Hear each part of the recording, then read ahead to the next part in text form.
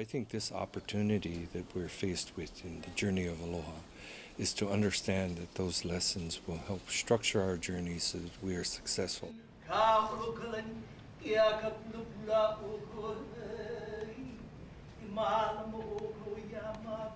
Our entire One World Ohana connected heart to heart through pure aloha. Aloha mai. Aloha aku. Aloha mai. Aloha aku. Aloha mai. Hearing more about what everyone has to offer and learning from each other. Aloha aku, aloha mai, the two faces of aloha. To give and to receive. It goes out and it comes back. If you are interested in learning more about aloha, learning more about how you can connect with other people, I think this would be a good opportunity because different people of different ages come with thoughts that promote what you are doing. So I think you should join us because it'll be an experience that you'll never forget. Aloha is about leaving people full. It's about leaving a place better than when we found it. Knowing how to be in community, how to feed people, how to come together. We're going through the greatest transformation since Copernicus discovered that the sun does not revolve around the earth. We know from physics that we are all connected energetically. That's who we are. We're connected just like all our atoms and molecules and all the energy are connected.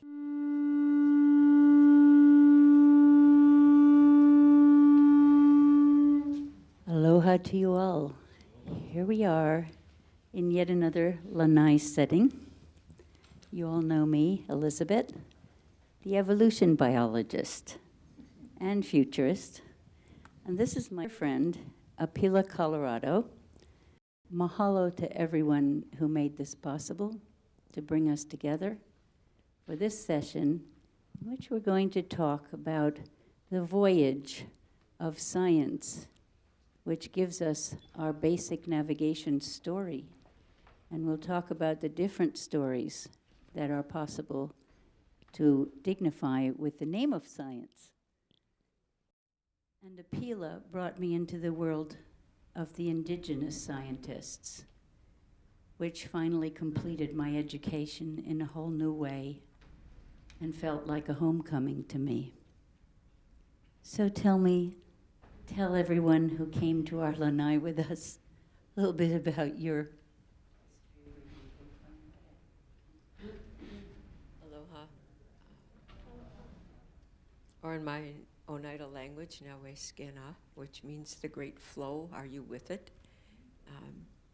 Thank you, Elizabeth, for the poetry and for the reality of one of the paradoxes of life, which is that to live we kill. And some of the elders say that that's the most painful part of being a human being, that the cuttlefish has to die for you to have this renewal. I'm Apila, Colorado, and I'm one of the first generation of American Indians to get a PhD and go through that kind of training. I was also raised culturally by my grandfather, and I'm also nearly half Gaul from France. The tribal people of France are called Gaul. And my life journey has been about bringing these two ways of knowing and being together. When I found myself in my doctoral program, I got really stuck. And I went home to Oneida because I was stuck for almost a year and I was a single parent. My scholarship I was in danger of losing it. I went home for a ceremony and I received the first vision of my life. And that vision showed me a mountain and a series of rock carvings on that mountain. And I want to say that as I'm telling this story, eventually I'll get to how Hina happens to be here, okay, and how I happen to be here. So I really wondered what this could be, what this meant that I received this vision. And my tribe, Oniata Aga, means people of the long living stone. And the story of life, we say it begins with the rock because the rock carries the story, right? So I was about to remember my story, although I didn't know it at the time. And remembering my story meant bringing these two ways of knowing and being together, So when I went home to Oneida for my ceremony, what I was told is to make an offering to a tree, and also to make this offering to the tree and that it would come to me. So I did that. And then I began to write poetry, and I said, uh-oh, I didn't do this. I felt I really didn't do this right, because it's like the Midas touch. I should have said, please, ancestors, ask me to write a PhD dissertation. But I just asked to write. So poetry started coming, and the poetry that came brought out all the pain I had as a person lost in my identity, not one way, but two ways. All the pain of growing up with alcoholism, violence, the things that were typical for Native people of my generation. And one day I had the inspiration to line the poems up, the really powerful ones, the ones that got published all over the place. And when I did that, I realized I had an outline that each narrative, each story, if I arranged them in chronology, showed me the way through. And as I was writing, I ended up on a trip to Alaska, and I was in a seaplane. We got socked into a rain squall, the clouds opened, and here was this mountain I had seen in the vision. I was astonished, because I thought medicine people or kahunas here, they would have the ability to have visions like this, but surely not someone like me of two lineages. I didn't think that was possible. And I ended up staying there for approximately 3 years, and sure enough, at the base of this mountain were these rock carvings that were about 15 to 20,000 years old. And there was one in particular that just was riveting to me. So when I got to Southeast Alaska, I can tell you the story, and then you can have a quick look at the image. When I got to Southeast Alaska, what I found out is these petroglyphs are in the tide lines. And my people are woodland Indian people, but always, for every indigenous people around the world, part of our cultural education is that we get to know the symbols. In English, we'd say the symbols of our culture, the form of encoding information. And since we're a relocated tribe, what happened to me is that I ended up in Southeast Alaska at this bank of petroglyphs. There are over 150 different petroglyphs distributed along the tide lines. And what I was to discover is that most of the elders that were there, because the tribes are so decimated, no one really knew how to read these anymore, or what they were used for. And eventually, I discovered, with a team of helpers, I think I've helped formulate the first Indigenous science, Western science research team. And we had a Navajo medicine man, a Tlingit geologist, myself, a Haida storyteller, and the help of local elders. And we discovered that this was both a library and a library with a tidal clock, and that the distribution of these petroglyphs was such so that you cannot see them until a tide covers it, and when the tide goes out, the water in the lines reveals what's there. But of course, if you know tides, you know that tides are different, right? And especially in the rainy Northwest Pacific coast, if you want to voyage, if you want to sail to Hawaii, and you haven't seen but 10 days of clear sky in a year, how are you going to do it? And these petroglyphs were one of the ways, one of the data banks and one of the sources of information, one of the places that people could go to. So in my own case, this is where I was drawn to. This image, this petroglyph, is longer than this coffee table. And you're going to see a dry version of it in a minute, but this is what I mean, like you cannot really see it unless the water is covering it. And what you have is a big mo'o, or lizard, that looks like a scorpion. And in its jaws over to the right, if you could see it clearly, it looks like a happy face being devoured, maybe not so happy face. And in the claws below are a thunderbird, and attached to the dorsal fin is a shark with rays coming off of it. And then in the upper left corner, there's sets of like hands coming together like this. Can you, next slide, please, so you can see the dry version there. So those are the key features, and that's the petroglyph that had me for, it still has me. And this petroglyph also, what it's showing is the thunderbird is on the bottom, and that's the energy of thought, of consciousness, of mind, of weather. And on the top is the shark, which is the emotions, the directions, the feelings. And this petroglyph is telling us that these two ways of knowing are opposite, and they're mirrored, and that when we encounter the mo'o, when we encounter our reality, our genealogy, our truth, we are devoured. And when we are devoured, we go through this spiral, and you see there's two Y's on their sides, and that's the water symbol. Water dissolves and forms, and that spiral is telling us a bit about the process of change, which brings us into a deeper knowledge of how dualism integrates. And the tail, you see the segments coming off the tail, 6 segments, that's manifestation into form. And one story before I give this to you, Elizabeth, one more vignette. So when I was with the Navajos and this vision came to me, a second vision, the Navajo medicine man that was doing the ceremony, he could see what I was going through, and he was with me. But I remember at the time sitting in that hogan looking down, and I was so terrified I could see the rise and fall of my heartbeat through the calico dress I was wearing. So I was going through dark blue water. I saw a blue-white triangular, it looked like almost a mountain, and then I realized it was one of the teeth of this mo'o, and then it ate me, and everything went black, and then I was being breathed out. And for 5 years, I pestered every elder. I knew, what did that mean? What did that mean? And the Navajos told me this story, which now will bring us to Hawaii. They said there was a time, and you never know in American Indian thought whether the time is past, present, future. There was a time when the earth was burned with too much solar energy. We might say too much distorted masculine energy. Anyway, too much solar energy, and a sacred woman, white shell changing woman, went to a place called Fajada Butte and meditated and prayed, and an answer or a vision came to her, a direction. She had twins, and they were under strict, we would say kapu here, strict sacred law.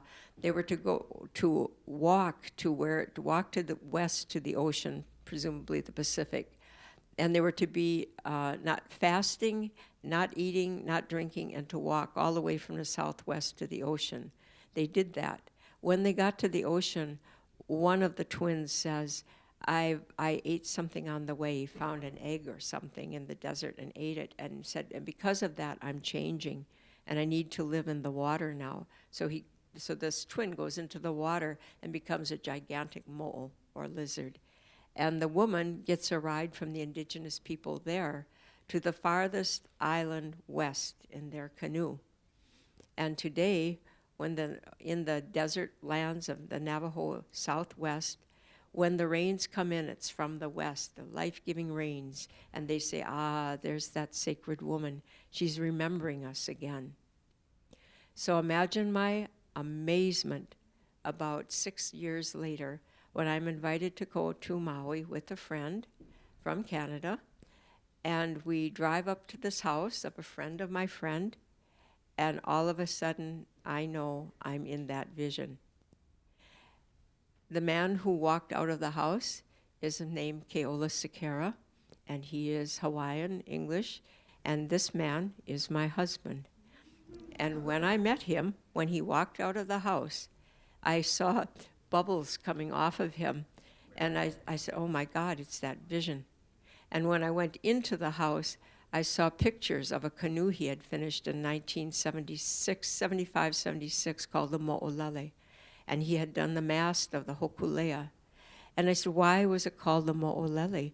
And he said, well, because it's the jumping or the leaping lizard, because it can go to water but always returns to land. And I said, did you say lizard? Did you say lizard? And he said, yes. And he said, I named it after the lizard in the pond that the house is adjacent to.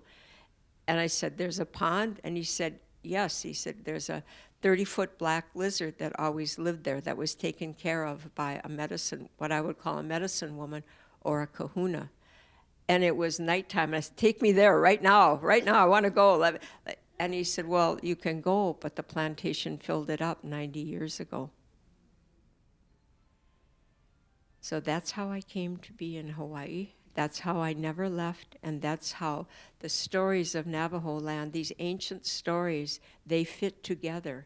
And if we, as we're coming together internationally now, we're finding out how those stories go together. And as they come together, it's as if a new consciousness is ignited, a new energy is released. Those stories go click, and the energy comes out.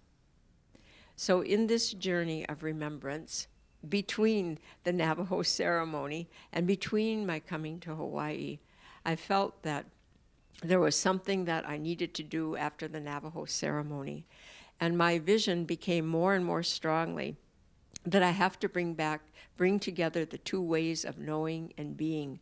I had been watching scientists come into Native ceremonies for years and watch wonderful experiences happen to them. And then I would see the reports coming out, the scientific reports that didn't acknowledge any of that, and usually didn't even say thank you, because within the scientific objective conventions, there's no place for the scientists to exist and be and do that. So I took exception to that.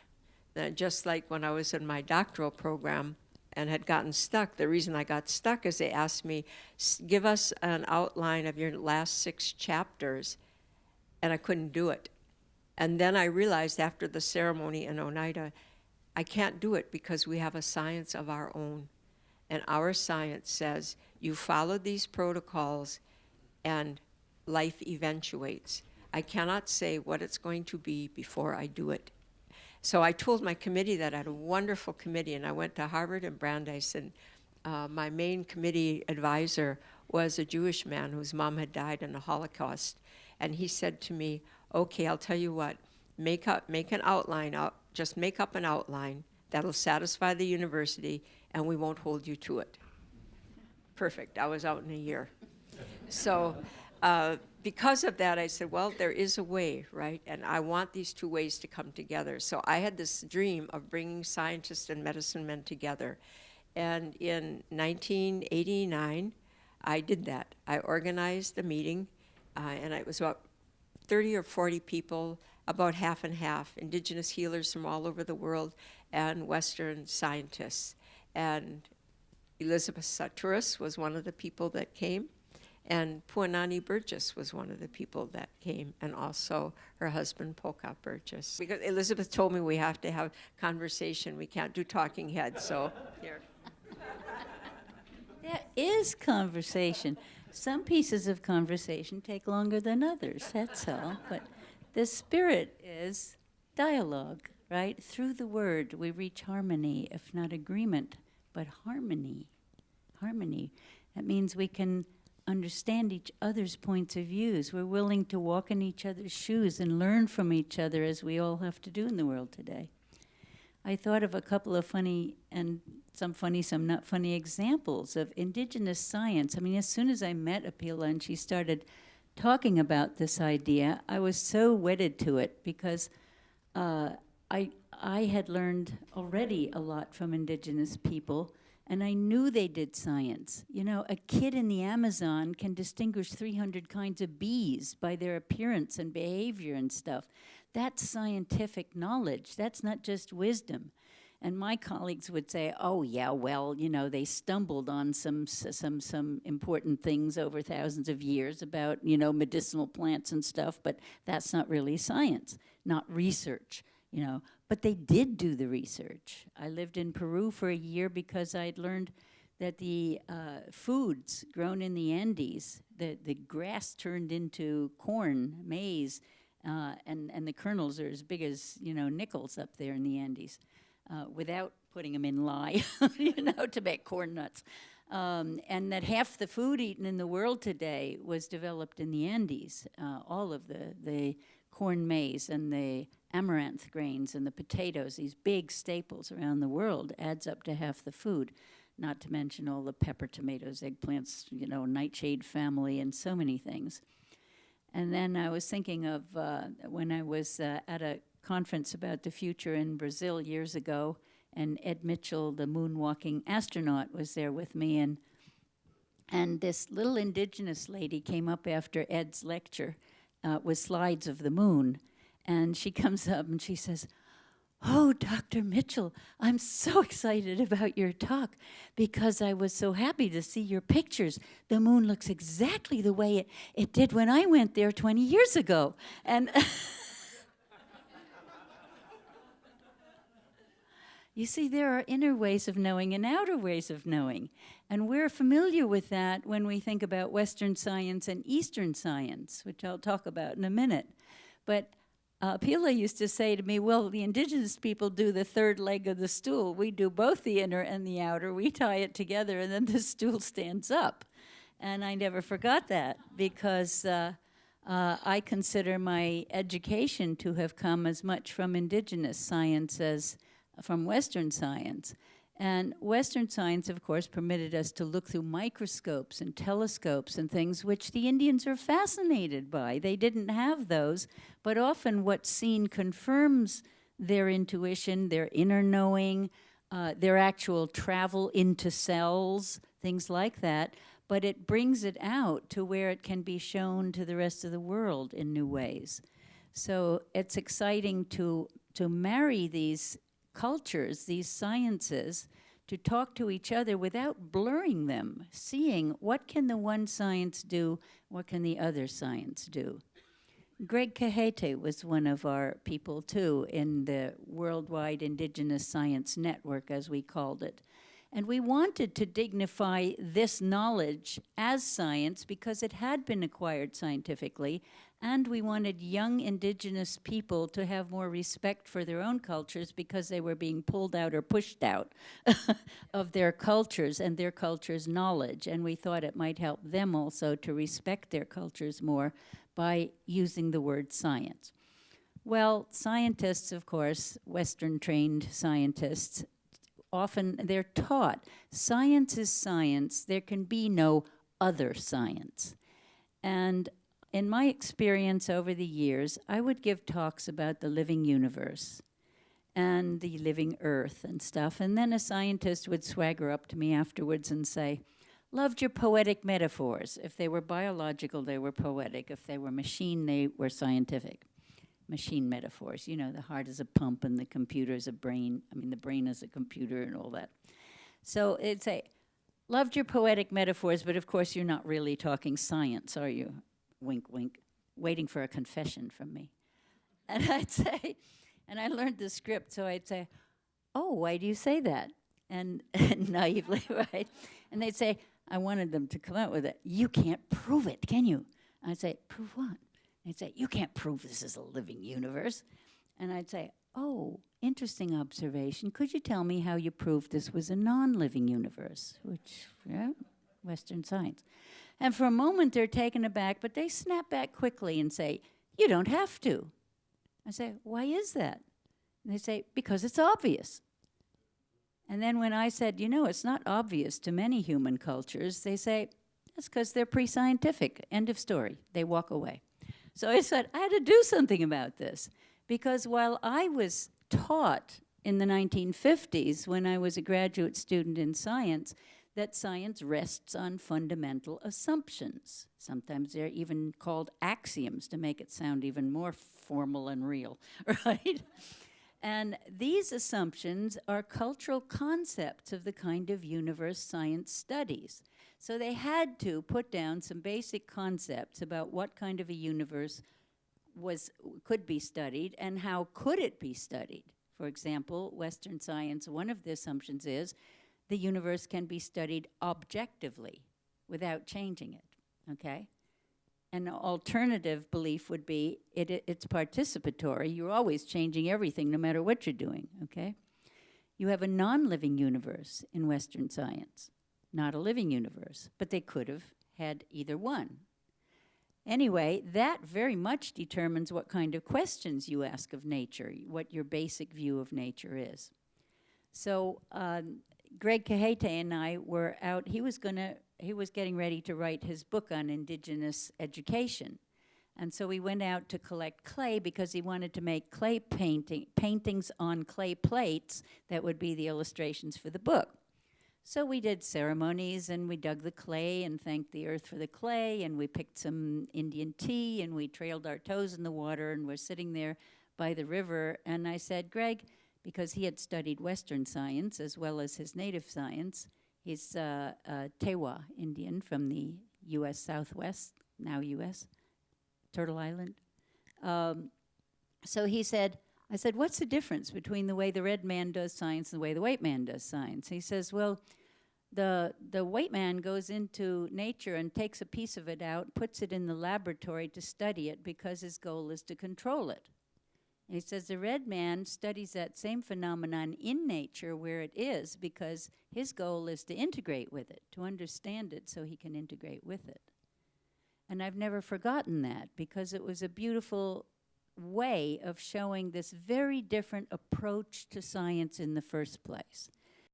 My version of evolution has to do with moving away from competition into cooperation. So I don't want to do conquest. I want to do cooperation between different sciences. We need a science of a living world that can say to them, bring us your technology, but make sure it's recyclable. Don't put toxins in it. No toxins? Recyclable? Okay, do technology.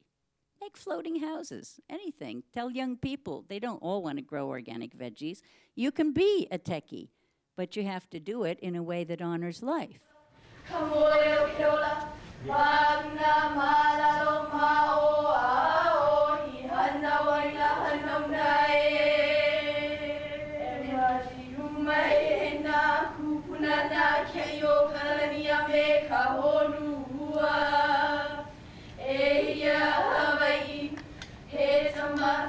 Hey,